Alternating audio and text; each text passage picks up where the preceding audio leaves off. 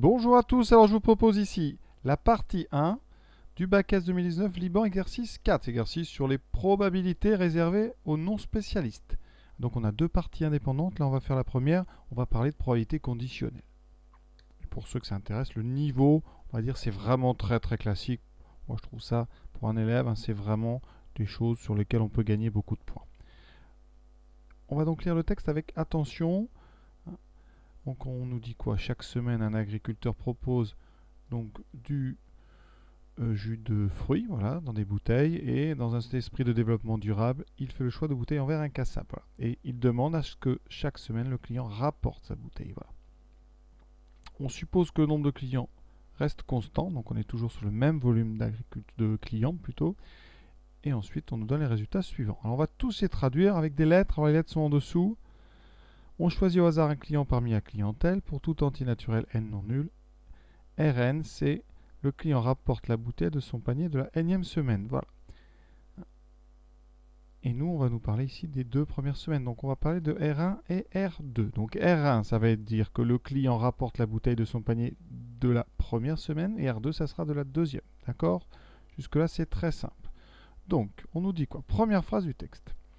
À l'issue de la première semaine, la probabilité qu'un client rapporte la bouteille est 0,9. Donc, la probabilité, ça c'est la première phrase, probabilité de R1 est égale à 0,9. D'accord? Donc, le contraire de R1, R1 bar, c'est-à-dire il ne la rapporte pas, ça sera 0,1. Ça, on va peut-être mettre des petites couleurs, c'est la phrase ici. D'accord? Donc c'est l'information bleue. Ensuite, deuxième information, on va mettre ça en jaune.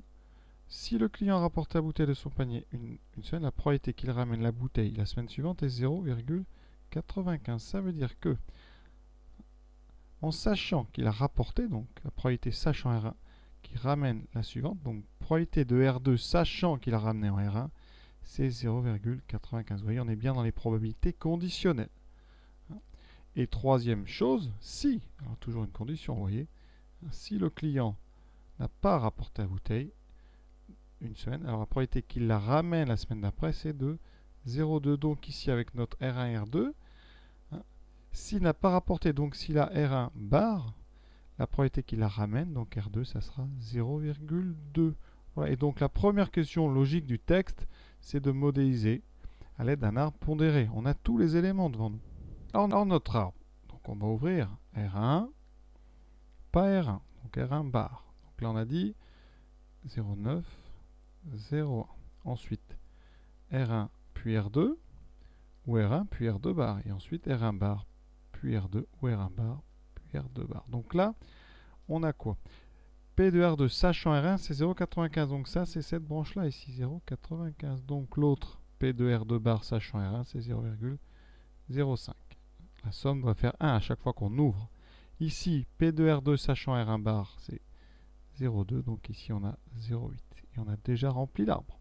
Maintenant, on va déterminer la probabilité que le client rapporte ses bouteilles de la première et de la deuxième semaine. Là, ça veut dire qu'on cherche la probabilité de l'événement intersection R1 et R2.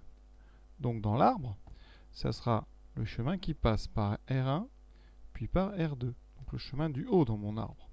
Qui fera P de R1 fois P de R2 sachant R1. Donc ça me donne la multiplication 0,9 fois 0,095. Et ça fait donc 0,855. Voilà, parce que 0,95, ça veut dire qu'on enlève un vingtième. Et un vingtième de 0,9, c'est 0,045. Et donc voilà pourquoi ça fait 0,9 moins 0,045, 0,855. Ensuite, question suivante. Maintenant, probabilité que le client rapporte la bouteille du panier à la deuxième semaine. Alors là, on est vraiment dans du grand classique. On va utiliser ce qu'on appelle la formule des probabilités totales. Et vous l'écrivez sur votre copie. Probabilité totale. C'est-à-dire qu'on remarque que dans l'arbre, R2 est divisé en deux. Il y a la branche R2 ici. On a ici. Et donc, on va les regrouper, ces deux chemins. Parce que ici, on va donc découper R2 en deux. Le R1 inter R2 et le R1 bar inter R2. R1, R1 bar, c'est une partition. Donc, on a bien découpé tout en deux. le premier, on l'a déjà calculé, c'est 0,855. Pour le deuxième, c'est le même raisonnement. On va faire 0,1 fois 0,2. Alors ça fait combien? 100 machines. 0,1 fois 0,2, ça fait 0,02. On ajoute, ça fait 0,875. C'est ce qu'on nous demande, ça tombe bien. Dernière question. Sachant que déjà, conditionnel, sachant que le client a rapporté la bouteille de son panier. Donc là, on est P2. On sait qu'on a R2. Quelle est la probabilité qu'il n'ait pas rapporté la bouteille lors de la première? Donc CP de R1 bar, je n'ai pas rapporté la première semaine, sachant que j'ai rapporté à la deuxième. Là, c'est du cours, ça fait P2 R1 bar inter R2 divisé par P de R2. Alors, ça donne quoi ceci? Alors, dans l'arbre, P de R1 bar inter R2, donc je vais le mettre ici en rouge. Donc on passe par R1 et ensuite on va R2. On l'avait déjà vu celui-là, c'est donc 0,02 divisé par P de R2 qu'on vient de calculer, 0,875. Là, on va prendre la machine et on trouve, comme vous voyez ici sur cette capture, donc 0,0228,